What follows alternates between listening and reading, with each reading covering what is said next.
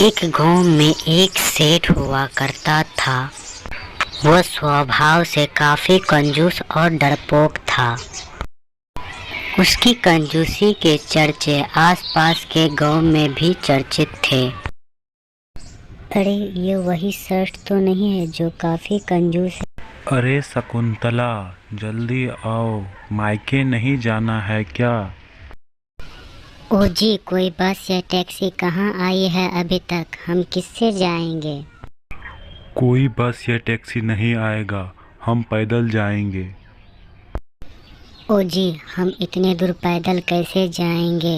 हम थक जाएंगे, कोई बस बुला लीजिए ना। अरे शकुंतले, हम रुक रुक के जाएंगे और बस के किराए से मैं तुम्हें एक अच्छी साड़ी दिला। क्या सच में? तो ठीक है। शकुंतला साड़ी की लालच में पैदल ही अपने मायके चलने लगी।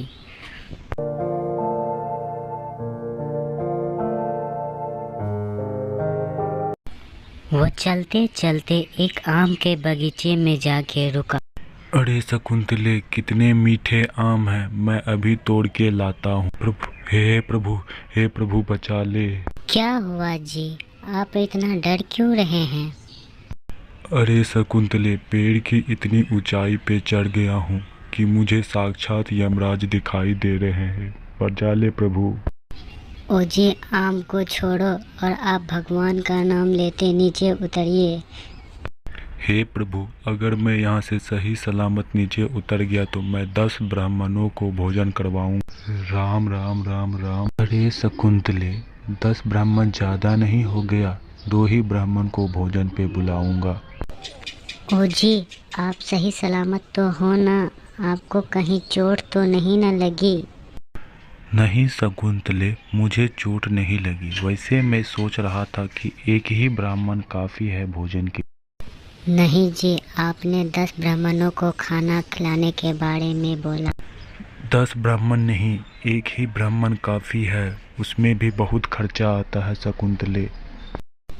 ठीक है, जैसा आपको अच्छा लगे। अब चलिए मेरे मायके। नहीं नहीं, अब हम मायके नहीं जाएंगे। अब हम एक ब्राह्मण को भोजन करवा के ही तुम्हारे मायके के बारे में सोचेंगे। सेठ शकुंतला को लेकर अपने घर की ओर फिर चल देता है। अरे शकुंतले, पड़ोस के गांव के एक ब्राह्मण जो काफ़ी कम भोजन करता है, मैं उसे न्योता दे के आता हूँ। प्रणाम ब्राह्मण देवता, मेरा प्रणाम स्वीकार कर। अरे सेठ जी, आज आपको मेरी याद कैसे आ गई? कुछ नहीं सेठ जी, कल आप मेरे यहाँ भोजन पर आइएगा। मैंने एक व्रत लिया था। ठीक है सेठ जी, मैं कल आपके यहाँ जरूर आऊँगा। आपका कल्याण हो। इतना कहकर सेठ जी ब्राह्मण की कुटिया से अपने घर की ओर आ गए। अरे शकुंतले, मैं तो भूल ही गया था कि कल मुझे जरूरी काम से बाहर जाना हो। कल ब्राह्मण देवता को क्या खिलाइएगा? आपने तो सब्जी भी नहीं लाई। अरे शकुंतले, वो ब्रह्म देवता बहुत ही कम खाते हैं। तुम दही चूड़ा और थोड़ा शक्कर दे देना, उसी से वो खुश हो जाएंगे। ठीक है जी, जैसा आप कहें मैं वही खिला दूँ।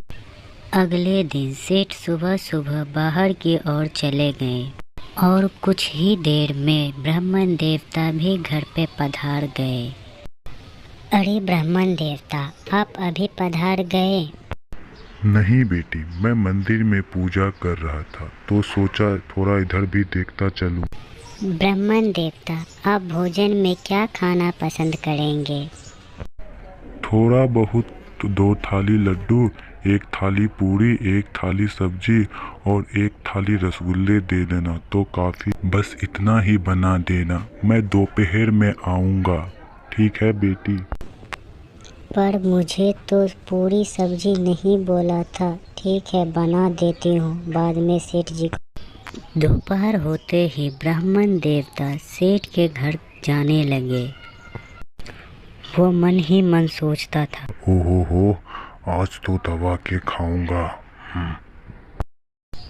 पधारिए ब्राह्मण देवता, आप थोड़ा बैठिए, मैं खाना परोस देती हूँ।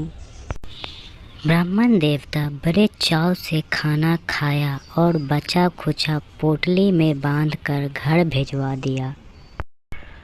अच्छा देवी, तो आप मेरी दक्षिणा दे दीजिए। दक्षिणा किस बात का ब्राह्मण देवता? मुझे तो किसी ने बताया ही नहीं। पुत्री, शास्त्र कहता है कि किसी ब्राह्मण को खाना खिलाने के बाद उसे दक्षिणा दिया जाता है, अन्यथा उसके खिलाया गया भोजन अधूरा माना जाता है। ठीक है ब्राह्मण देवता, ये लीजिए कुछ पैसे, आप इसे रख लीजिए। अरे शकुंतला, ब्राह्मण देवता खाने पे आए थे ना, वे बहुत खुश होके गए थे ना? हाँ, ब्राह्मण देवता तो बहुत ही खुश होके गए, लेकिन उसने शकुंतला ने सेठ को सारी बात बता दिया कि उसने कैसे पूरी सब्जी मांगी और दक्षिणा भी मांगा। क्या हुआ जी, आज आप बड़े ही खुश लग रहे हैं। अरे ये चंद मिनट की खुशी है, वो सेठ आता ही होगा। मैं जैसा कहता हूँ तुम वैसा ही करना।